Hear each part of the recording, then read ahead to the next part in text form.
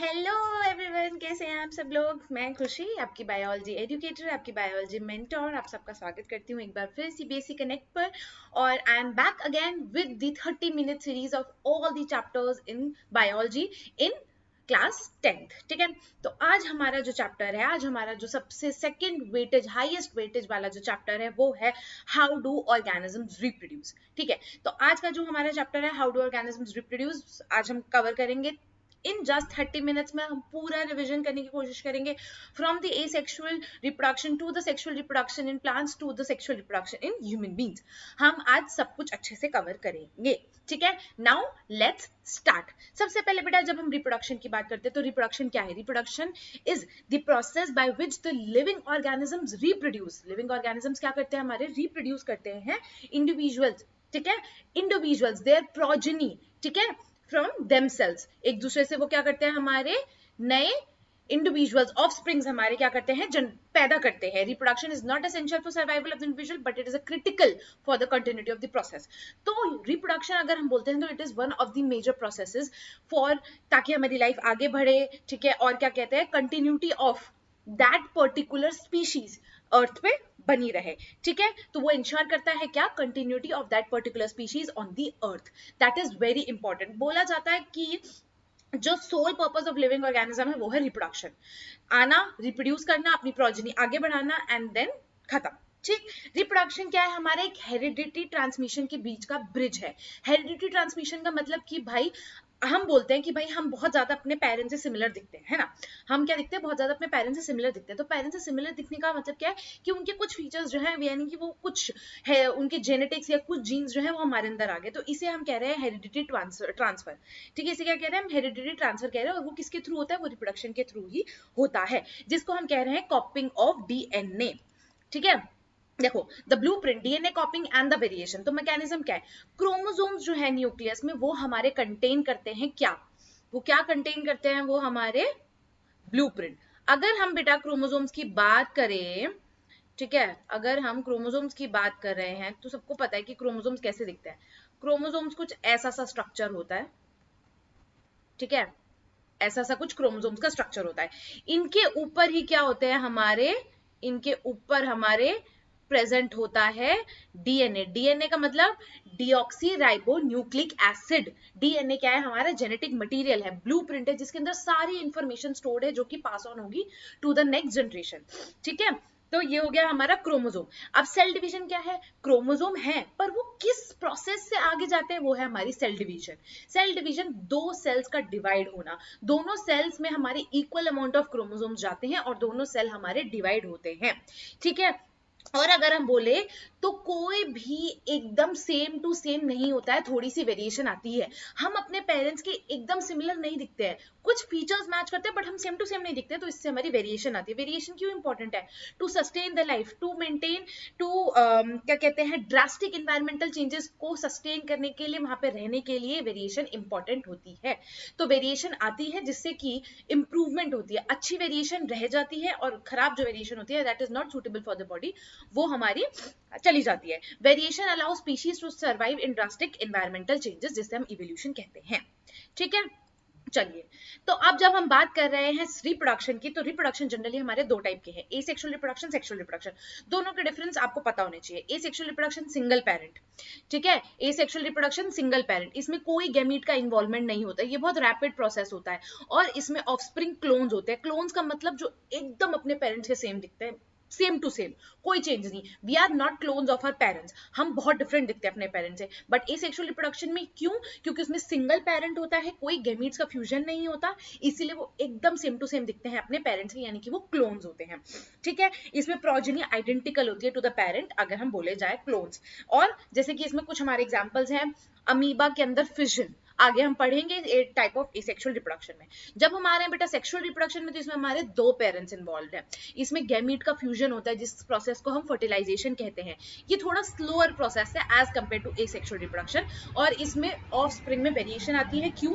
क्योंकि इसमें दो गैमीट्स का फ्यूजन हो रहा है, दो हमारे पेरेंट्स इन्वॉल्व हैं, इस वजह से हमारा सेक्सुअल रिप्रोडक्शन में वेरिएशन आती है। इसीलिए हम अपने पेरेंट्स से बहुत अलग दिखते हैं, सिमिलर दिखते हैं, सेम नहीं दिखते।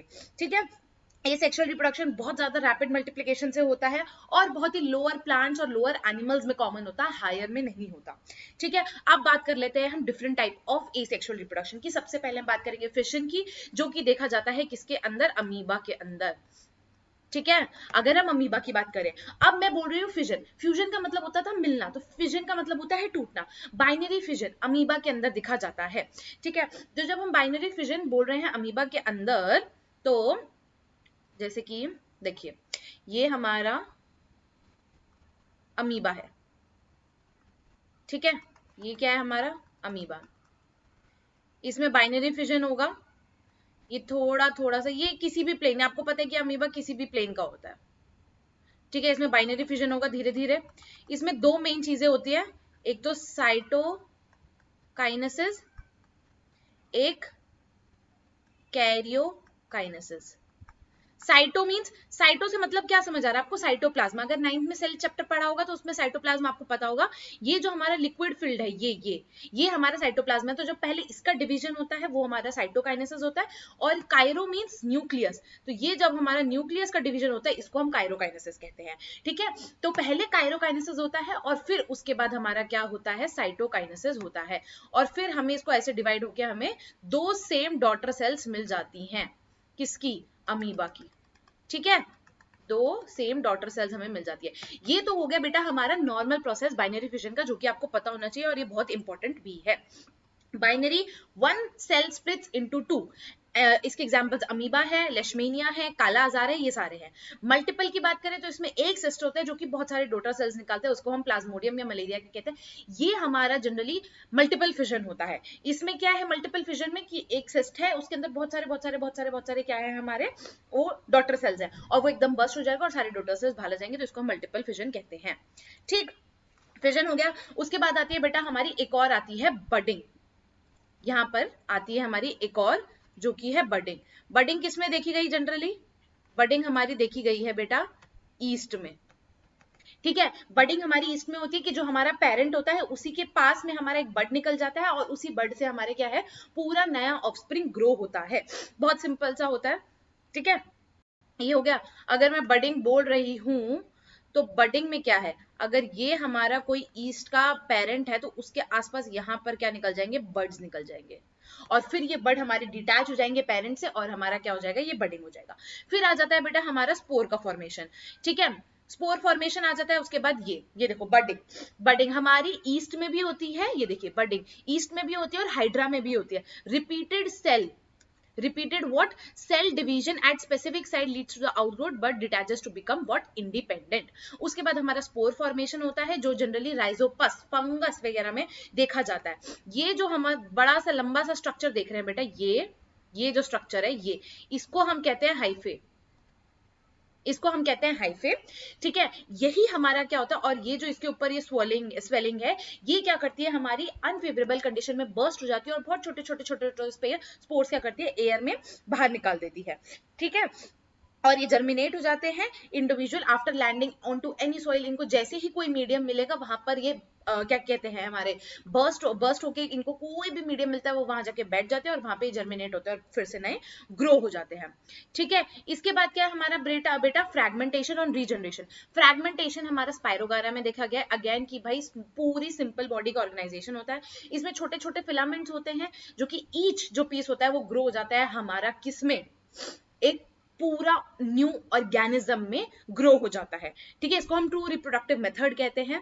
उसके बाद आता है हमारा रीजनरेशन, जो कि हमारा प्लेनेरिया या हाइड्रा में देखा गया है। ठीक है, हमारा किसमें देखा गया, प्लेनेरिया और हाइड्रा में। ये स्पेशलाइज सेल्स होते हैं जो कि रीग्रो कर देते हैं लॉस्ट पार्ट को। ये हमारा बेसिकली सर्वाइवल मैकेनिज्म होता है। फ्रैगमेंटेशन हमारा ट्रू रिप्रोडक्टिव मेथड है, बट जो हमारा रीजनरेशन है वो एक सर्वाइवल का मेथड है कि भाई किसी भी केस में, फॉर एग्जाम्पल प्लेनेरिया, कोई भी हार्श कंडीशन में क्या होगा, उसके पीसेस हो गए। ठीक है, उसकी बॉडी के पीसेस हो गए, अब वो हर एक पीस क्या करेगा, न्यू प्लेनेरिया में क्या हो जाएगा, ग्रो हो जाएगा। एग्जांपल्स याद रखना बहुत जरूरी है। प्लेनेरिया और हाइड्रा रीजनरेशन का है और स्पाइरोगायरा हमारा किसका है बेटा, फ्रैगमेंटेशन का है। ठीक है, इसके बाद एक और चीज है हमारी वेजिटेटिव प्रोपोगेशन, जो जनरली प्लांट्स में देखी जाती है। वेजिटेटिव प्रोपोगेशन में क्या है कि उसके जो वेजिटेटिव पार्ट्स होते हैं, कौन से, रूट्स, स्टेम और leaves. rather than seeds. Seeds की हम यहाँ बात नहीं कर रहे हैं, हम यहाँ पर रूट, स्टेम्स और लीव्स की बात कर रहे हैं जो उसके वेजिटेटिव पार्ट है। इनमें हमारा एग्जांपल है ब्रायोफाइलम जो कि लीव बड से बनता है। इसमें क्या होता है हमारा भाई, रूट या स्टेम को अगर आपने कभी देखा हो घर में किसी की मम्मा क्या करती हैं, कई बार कोई रूट लेके आई है कुछ भी, तो उसको थोड़े दिन पानी में रख देती है और वहां से वो क्या करते हैं, नई रूट्स ग्रो हो जाती है। तो इसी तरीके से वो उसका वेजिटेटिव पार्ट है। एक सीड के अलावा न्यू प्लांट कैसे ग्रो होता है, वो होता है हमारा वेजिटेटिव प्रोपोगेशन मेथड। इसके बेनिफिट्स की अगर हम बात करें, एडवांटेजेस क्या है, जो ग्रोथ है वो हमारी फास्टर होती है इन सीड्स देन सीड्स के मुकाबले जो ग्रोथ है वो बहुत फास्टर होती है। एसेंशियल होता है फॉर प्लांट्स जिनके पास सीड मेकिंग कैपेसिटी नहीं है, जैसे कि बनाना एंड रोज। अब जिनमें सीड्स नहीं है बेटा, उनमें कैसे ग्रोथ होगी, उनमें वेजिटेटिव पार्ट्स के थ्रू ही ग्रोथ होती है। ऑफस्प्रिंग्स आर जेनेटिकली सिमिलर, यानी कि प्रिजर्व करते हैं वो ट्रेड्स को। ऑफस्प्रिंग हमारे जेनेटिकली एकदम सिमिलर होते हैं टू देयर पेरेंट प्लांट। ठीक है, उसके बाद हम आ जाते हैं बेटा सेक्सुअल रिप्रोडक्शन पे। सेक्सुअल रिप्रोडक्शन में मैंने आपको बोला था कि भाई दो पेरेंट्स इन्वॉल्व होते हैं, ठीक है, और जनरली दो गैमीट्स के फ्यूजन से हमारा क्या होता है बेटा, सेक्सुअल रिप्रोडक्शन होता है। ठीक है, दो गैमीट्स के, एक दोनों पेरेंट्स से एक एक गैमीट आता है, उनका फ्यूजन होता है जिसको हम फर्टिलाइजेशन कहते हैं। जिसको हम क्या कहते हैं, फर्टिलाइजेशन कहते हैं। ठीक है, जिसको हम क्या कहते हैं, फर्टिलाइजेशन कहते हैं। उसके बाद ये प्रोसेस क्या है हमारा, एक्सचेंज ऑफ क्रोमोसोम। अब भाई जब दो हमारे क्या करें, गैमीट हमारे फ्यूज कर रहे हैं, दो गैमीट का फर्टिलाइजेशन हो रहा है, तो ऑफकोर्स हमारा क्या होता है इसमें, क्रोमोसोमल जेनेटिक फ्रैगमेंट जो है होमोलोगस क्रोमोसोम्स के, वो हमारे एक्सचेंज होते हैं और उसकी वजह से हमारी वेरिएशन आती है और फिर उनका हमारा क्या होता है बेटा, फ्यूजन होता है। अब प्लांट्स में अगर हम बात कर ले तो हमारे फ्लावर्स जो होते हैं, जनरली जो फ्लावर है बेटा वही हमारा क्या है, सेक्सुअल पार्ट है हमारा किसका, प्लांट का। ठीक है, जो हमारा फ्लावर है, तो इसीलिए बोलते हैं जो सेक्सुअल रिप्रोडक्शन है वो जनरली फ्लावरिंग प्लांट्स में ही होती है, क्योंकि फ्लावर एक क्या है, एक रिप्रोडक्टिव पार्ट है। ठीक है, तो जब हम फ्लावर की बात करें तो वो बाइसेक्सुअल हो सकता है और वो क्या हो सकता है, वो यूनिसेक्सुअल हो सकता है। जब हम बाइसेक्सुअल बोलते हैं तो उसके अंदर बोथ मेल और फीमेल पार्ट जो रिप्रोडक्टिव पार्ट है, that is stamen and carpel, नाम याद रखना है, स्टेमिन एंड कार्पल हमारे क्या है, मेल और फीमेल पार्ट है। ये सेम बॉडी यानी कि सेम फ्लावर में होते हैं, और जब वो दोनों अलग अलग फ्लावर में होते हैं, यानी कि एक फ्लावर में या तो फीमेल है या फीमेल है, तो उसको हम कह देंगे यूनिसेक्सुअल फ्लावर। ठीक है, और टिपिकल फ्लावर में बेटा हमारे चार वर्ल्स होते हैं, यानी कि चार मेजर पार्ट्स होते हैं। कैलिक्स जिनको हम सेपल्स कहते हैं, ये है हमारी कैलिक्स। ये क्या है हमारी कैलिक्स, जिसको हम क्या कह रहे हैं, सेपल्स कह रहे हैं। इसके बाद आती है बेटा हमारी कोरोला, जो कि हमारी क्या है, पेटल्स।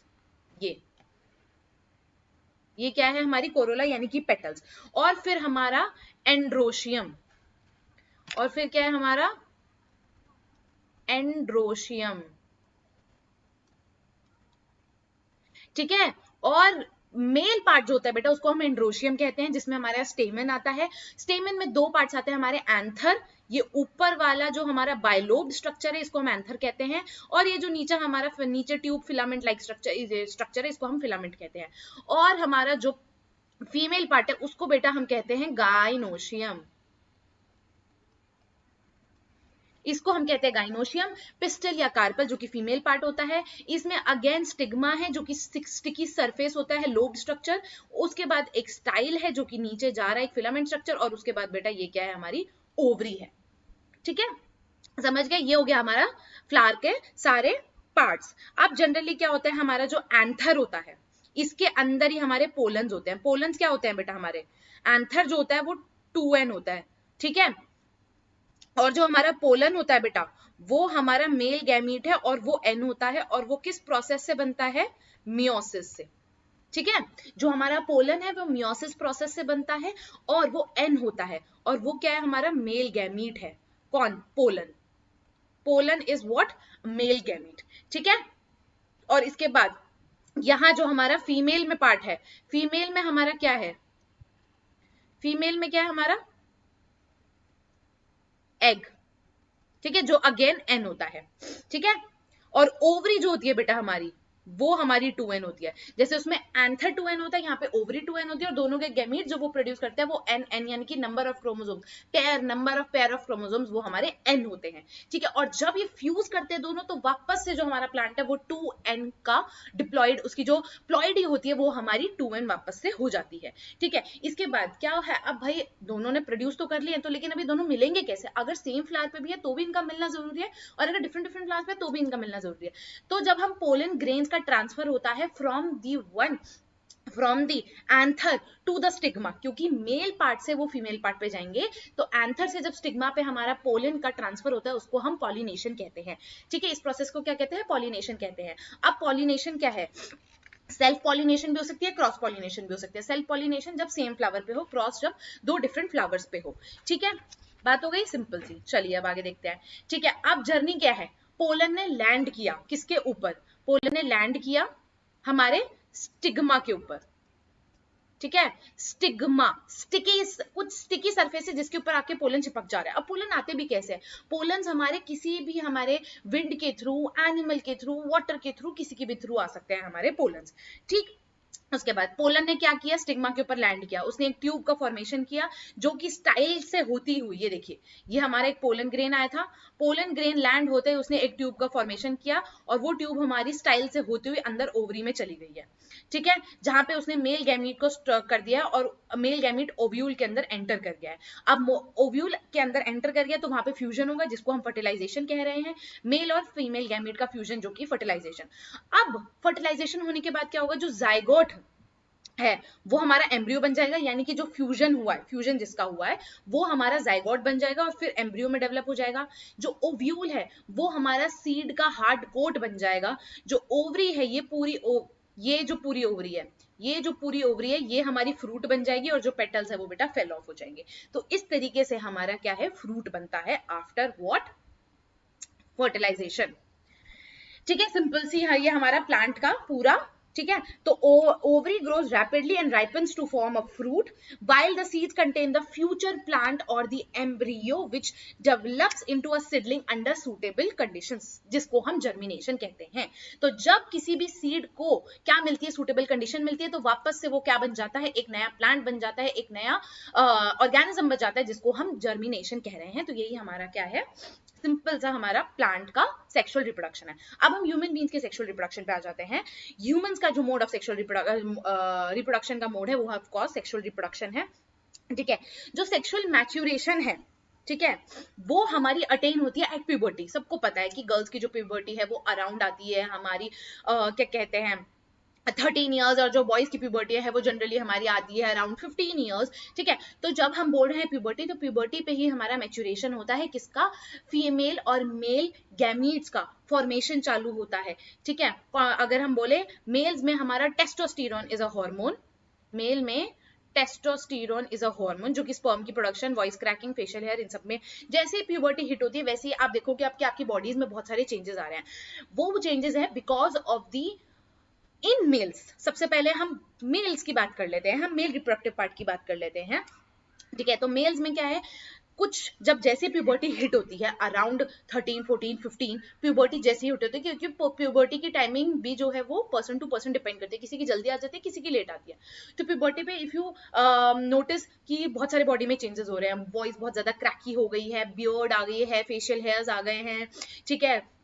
और उसके बाद क्या कहते हैं, हमारी बॉडी टाइप में थोड़े चेंजेस आने लग गए हैं, शोल्डर ब्रॉड हो गए हैं। ये सारे जो बॉयज में चेंजेस होते हैं ये बिकॉज ऑफ अ हार्मोन जो कि है हमारा टेस्टोस्टेरोन, ठीक है। तो टेस्टोस्टेरोन जो एक मेल रिप्रोडक्टिव हार्मोन है या मेल की हार्मोन है, जो कि उनके सारे चेंजेस, बॉडी चेंजेस में क्या होता है? मेजर रोल प्ले करता है। मेल जर्म सेल जो है वो है स्पर्म, ठीक है। मेल जर्म सेल कौन सा है? वो है स्पर्म, और फीमेल जर्म सेल है वो है एग। इन दोनों का ही फ्यूजन होता है, ठीक है। इन दोनों का ही क्या होता है? फ्यूजन होता है। अब अगर हम बात करें मेल में, तो मेल में हमारा एक पेयर ऑफ टेस्टिस होता है, दो पेयर ऑफ टेस्टिस होते हैं, जो जनरली क्या होता है? स्क्रोटम में, out of the body scrotum में वो क्या होता है? हमारे सिचुएटेड होता है। क्यों? क्योंकि जो हमारा स्पर्म का फॉर्मेशन होता है वो हमारा किस में होता है बेटा? वो टेस्टीज में होता है, ठीक है, वहां पर टेस्टीज में होता है। तो स्पर्म फॉर्मेशन में जो टेम्परेचर है वो बॉडी टेम्परेचर से 2 डिग्री, ठीक है, वो कम चाहिए होता है, जो कि स्क्रोटम मेंटेन करता है आउटसाइड द बॉडी। तो स्क्रोटम क्या है, 2 डिग्री बॉडी टेम्परेचर से कम बॉडी टेम्परेचर प्रोवाइड करता है, जिसकी वजह से स्पर्म का फॉर्मेशन में हेल्प होता है, ठीक है। उसके बाद more over the testis release a male sex hormone, जो कि हमने बात कर ली है किसकी, टेस्टोस्टेरोन की, जिसका फंक्शन क्या है, रेगुलेट करना क्या, स्पर्म का प्रोडक्शन, और चेंजेस अपीयरेंस जो है प्यूबर्टी के टाइम पे वो हमारे क्या करना, रेगुलेट करना। उसके बाद जो स्पर्म्स है along with the secretion of the prostate glands and seminal vesicle together constitute semen. So जब हम बात करते हैं किसकी, सेक्सुअल रिप्रोडक्शन, मेल में सेक्सुअल रिप्रोडक्शन की, दो there is a fluid which is semen, ठीक है, वो हमारा क्या है, हमारा प्रोस्टेट ग्लैंड्स और सेमाइनल वेसिकल का मिलके हमारा क्या है, एक फ्लूइड है, बॉडी फ्लूइड है, जो कि रिलीज होता है और एंटर करता है फीमेल बॉडी में ड्यूरिंग द कॉप्यूलेशन, ठीक है, ड्यूरिंग द इंटरकोर्स। तो इंटरकोर्स या कॉप्यूलेशन के टाइम पर देयर इज द फ्लूइड सीमेन, उसके अंदर ही स्पर्म्स प्रेजेंट होते हैं, और उसके अंदर ग्लूकोज न्यूट्रिटिव वैल्यूज उसकी बहुत होती है टू हेल्प स्पर्म्स, ठीक है, टू नर्चर द स्पर्म्स, कि वो डेड ना हो जाए, तो उनको प्रोवाइड करता है सीमेन क्या, न्यूट्रिशन। तो उसमें और भी बहुत सारी चीजें प्रेजेंट होती है, तो उसको हम सीमेन कह रहे हैं, वो बॉडी फ्लूइड है, मेल बॉडी फ्लूइड है, ठीक है। Puberty adolescence the bridge to sexual reproduction, puberty adolescence, ठीक है। ये हो गई हमारी बात मेल की। अब अगर हम फीमेल की बात करें तो फीमेल में हमारे हार्मोन्स होते हैं एस्ट्रोजन, प्रोजेस्टेरॉन, ये सारे हार्मोन्स होते हैं, ठीक है। अब अगर हम बात करें अगेन प्यूबर्टी हिट हुई, प्यूबर्टी हिट होने के बाद क्या है, हॉर्मोन्स है एस्ट्रोजन, प्रोजेस्टेरॉन, ये सब हेल्प करते हैं हमारी फीमेल बॉडी की चेंजेस में, जैसे कि ब्रेस्ट का डेवलपमेंट हो गया, menstruation cycles, menstrual cycle, everyone knows about menstrual cycle, menstruation changes, skin में चेंजेस, ठीक है, ये सारी जो चेंजेस है ये हमारी फीमेल बॉडी में रेगुलेट होती है विद एस्ट्रोजन एंड प्रोजेस्टेरॉन, ठीक है। और क्या है हमारी फीमेल बॉडी पार्ट में, तो अगर हम फीमेल जर्म सेल्स की बात करें, वो एग है, जो कि कहाँ बनते हैं, ओवरी में। अगेन अगर हम क्या कहते हैं, क्या कहते हैं, फीमेल रिप्रोडक्टिव पार्ट की बात करें तो वो हम एंड में करते हैं, पहले हम मेल रिप्रोडक्टिव सिस्टम खत्म कर लेते हैं। अगर अब हम मेल रिप्रोडक्टिव सिस्टम की बात करें तो पाथ क्या है किसका, स्पर्म्स का, सीमेन का जो पाथ है वो टेस्टिस से होते हुए वास डेफरेंस से, और फिर वो हमारा चला जाएगा कहाँ, यूरेथ्रा में, ठीक है। फिर वो कहां चला जाएगा, टेस्टिस, वास डेफरेंस, और फिर यूरेथ्रा, और यूरेथ्रा से हमारा वो बाहर। अगर टेस्टिस की बात करें तो वो हमारा स्क्रोटम में लोकेटेड होता है आउटसाइड द बॉडी। वाई, क्योंकि स्पर्म्स रिक्वायर्स 2 to 3 टेम्परेचर, ये मैंने आपको बता दिया है। ग्लैंड्स की बात करें तो 2 मेजर ग्लैंड्स है, prostate gland and seminal vesicles.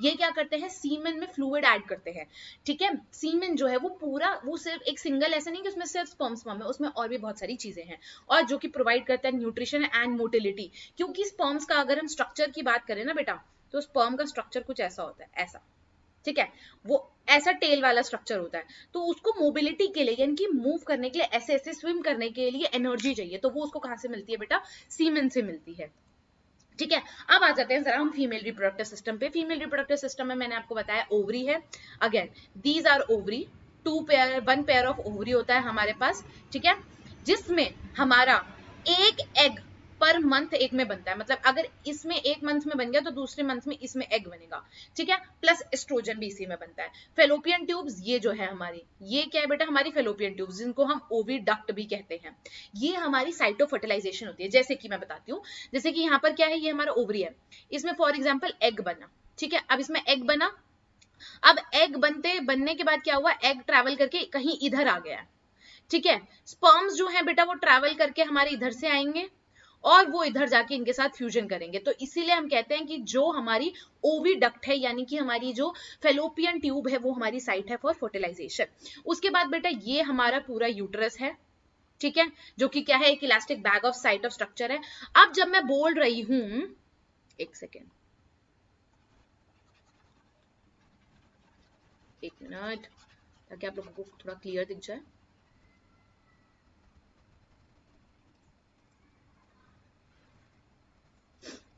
हाँ, ठीक है। अब जब वो यहाँ पर जब फ्यूजन हो चुका है मेल और फीमेल गैमीट का, यानी कि स्पर्म और एग का, तो अब वो यहाँ से जो है, अब फ्यूजन होने के बाद जाइगोट बनता है, ठीक है। अब वो जाइगोट क्या आएगा, वो आएगा और यहाँ पर इम्प्लांट हो जाएगा।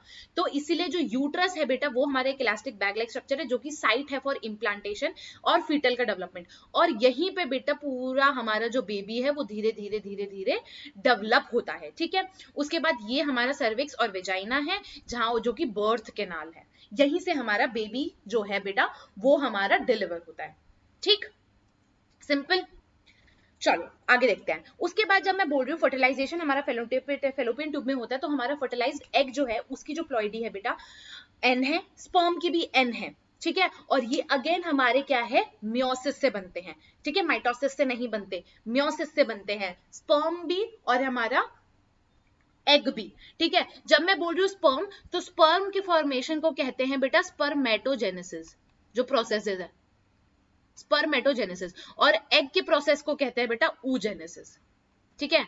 ऊ means egg, spermata means sperma, genesis मतलब फॉर्मेशन, तो स्पर्मेटोजेनेसिस स्पर्म का फॉर्मेशन, oogenesis एग का फॉर्मेशन, ठीक है, एग का फॉर्मेशन। अब दोनों जो है हमारा एन और एन होते हैं, दोनों की प्लॉइडी, स्पर्म की भी और एग की भी, दोनों की प्लॉइडी क्या होती है बेटा, एन होती है, और दोनों के फ्यूजन से हमारा जो जाइगोट बनता है उसकी प्लॉइडी फिर मेंटेन हो जाती है एज 2n, ठीक है, समझ गए।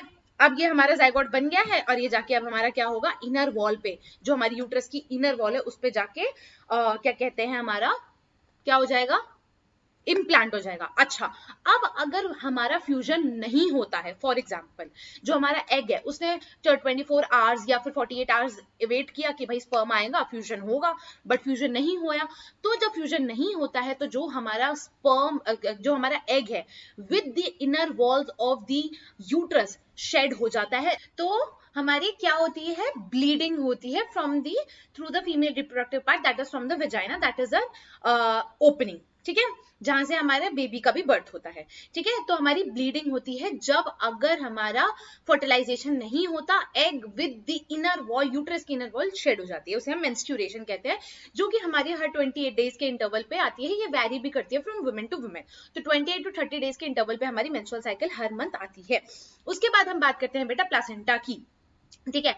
तो जैसे यहाँ पे लिखा है प्लासेंटा क्या है प्लासेंटा एक हमारा डिस्क शेप्ड का, एक हमारा क्या है, डिस्क शेप्ड का टिश्यू है, जो कि मदर और एम्ब्रियो को कनेक्ट करता है। तो बेसिकली मदर और एम्ब्रियो के बीच का एक बैरियर नहीं कह सकते, कनेक्शन है, जिसको हम क्या कह रहे हैं, प्लासेंटा, ठीक है। यहीं से हमारा क्या होता है, फूड एक्सचेंज होता है, फूड का एक्सचेंज होता है हमारा, ठीक है, न्यूट्रिशन का होता है, सब चीजों का हमारा सब कुछ बेबी को कहां से मिलता है, प्लासेंटा से।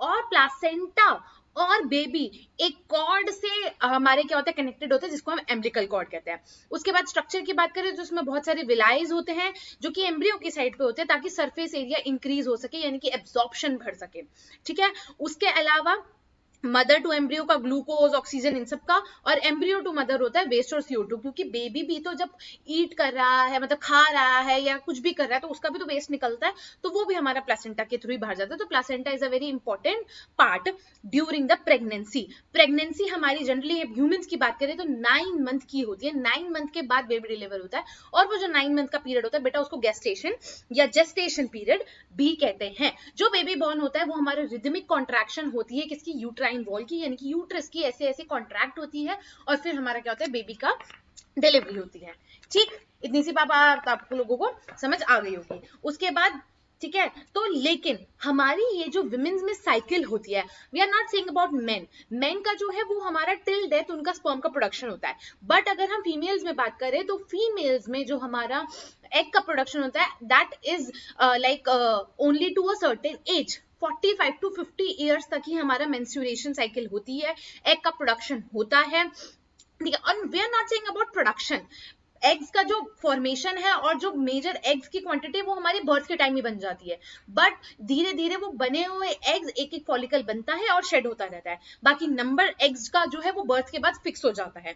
इसीलिए जो बर्थ के बाद, क्योंकि एग्स का नंबर फिक्स हो गया, इसलिए मेंस्ट्रुअल साइकिल भी फिक्स्ड है कि 40 टू 50 एज तक ही होगी। 40 टू 50 एज के बाद क्या होता है, हमारी मेंस्ट्रुअल साइकिल नहीं आती और उसको हम मेनोपॉज कहते हैं, सिंपल, ठीक है। तो यहां तक हमारा क्या हो गया हमारा ये देखिए menstruation, when fertilization fails, preparation, every month the uterus prepares a thick lining of blood mucus to receive zygote को रिसीव करने के लिए वो क्या होती है, बहुत ज्यादा बहुत ब्लड सप्लाई बढ़ जाता है, बहुत थिक हो जाती है, क्योंकि उसको पता है कि भाई फर्टिलाइजेशन के बाद अब यहाँ जाइगोट आएगा, तो वो अपने आप को प्रिपेयर करती है। बट क्यों, जब जाइगोट नहीं आता तो एग जो है वो मर जाता है, लाइनिंग अब जरूरत नहीं है लाइनिंग की, तो वो शेड हो जाती है और वो ब्लड और म्यूकस के फॉर्म में वेजाइना से बाहर आ जाती है।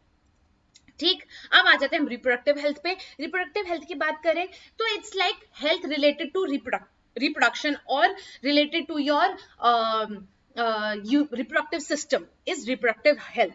ठीक है, फिजिकल, इमोशनल, सोशल, बिहेवियर, बहुत सारे एस्पेक्ट्स होते हैं हमारे रिप्रोडक्टिव हेल्थ में। कॉन्ट्रासेप्शन की बात करें तो कोई भी मेथड जो कि प्रेगनेंसी को अवॉइड करने के लिए, तो उसको हम क्या कह रहे हैं, कॉन्ट्रासेप्शन कह रहे हैं। बहुत सारे डिफरेंट हमारे कॉन्ट्रासेप्शन मेथड्स होते हैं, जैसे कि मैकेनिकल मेथड में आते हैं हमारे कॉन्डम्स जो कि प्रिवेंट करते हैं एसटीडीज। ऑल्सो एसटीडी क्या होता है, हमारे sexually transmitted diseases, sexually transmitted diseases, ठीक है, इज व्हाट, एसटीडीज। और एक कॉपर टीबी होता है जो कि आईयूसीडी का होता है। ठीक है, उसके बाद हमारे कुछ केमिकल कॉन्ट्रासेप्शन है जैसे कि ओरल पिल्स। ठीक है, वो क्या करते हैं, वो हमारे हार्मोन्स के साथ जनरली खेलते हैं, क्योंकि सारा खेल हार्मोन्स का होता है। तो वो क्या करते हैं, हमारे हार्मोन्स को थोड़ा सा उस तरीके से करते हैं कि भाई वो प्रेगनेंसी नहीं होने देता है। उसके अलावा सर्जिकल में हमारी वैसेक्टोमी मेल्स में होती है और ट्यूबेक्टोमी फीमेल्स में होती है। जो वास डिफरेंस होता है, यानी कि जो स्पर्म एक ट्यूब से होता हुआ था जिसको हम वास डिफरेंस कहते हैं, तो उसको कट करके उसको टाई कर देते हो, दैट इज वैसेक्टोमी, ताकि अब स्पर्म ट्रैवल ही नहीं कर पाएगा कहां तक, फीमेल बॉडी तक। और ट्यूबेक्टोमी होती है फीमेल्स में, जिसमें फेलोपियन ट्यूब को कट करके टाई कर देते हैं, जिसकी वजह से अब हमारी प्रेगनेंसी नहीं हो पाएगी, क्योंकि एग जो है वो हमारा, क्योंकि ट्यूबेक्टोमी में ही फर्टिलाइजेशन होता है, अब ट्यूबेक्टोमी मतलब ट्यूब ही नहीं है, फेलोपियन ट्यूब ही नहीं है, तो फिर अब वो कैसे होगा। ठीक है, तो ये हमारे फिजिकल बैरियर जिसके अंदर हमारा ये सारी चीजें आ गई। ठीक है, उसके बाद सर्जिकल मेथड, वैसेक्टोमी, ट्यूबेक्टोमी जिसको हम सर्जिकल मेथड्स कह रहे हैं। ठीक है, एंड केमिकल मेथड हमारे ओरल कॉन्ट्रासेप्टिव। ओरल कॉन्ट्रासेप्टिव के साइड इफेक्ट्स भी होते हैं, तो वो हमारी एक अच्छी जो है कॉन्ट्रासेप्शन हम जनरली नहीं मानते हैं। उसके बाद क्या कहते हैं, सेक्सुअली ट्रांसमिटेड डिजीजेस में दो आते हैं, एक वायरल एसटीडीज और एक बैक्टीरियल एसटीडीज। वायरल की बात करें तो गोनोरिया एंड साइफिलिस हमारी बैक्टीरिया है, यानी कि एक बैक्टीरिया से होती है, और वायरल में वॉट्स और एचआईवी एड्स ये हमारी वायरस से होती है। And sexually transmitted diseases are only transmitted through the through what, through intercourse. ठीक है, तो इंटरकोर्स या फिर क्या कहते हैं, थ्रू दैट सेक्सुअल फ्लूइड्स जो होते हैं उनके थ्रू ही हमारे क्या कहते हैं ट्रांसमिट हो सकती है, और किसी तरीके से हमारी सेक्सुअली ट्रांसमिटेड डिजीज जो है वो नहीं हो सकती। ठीक है, are communicated through unsafe sexual contact. Unsafe sexual contact के थ्रू हमारी एसटीडीज जो है वो हमारी हो सकती हैं, बाकी और कोई तरीका नहीं है।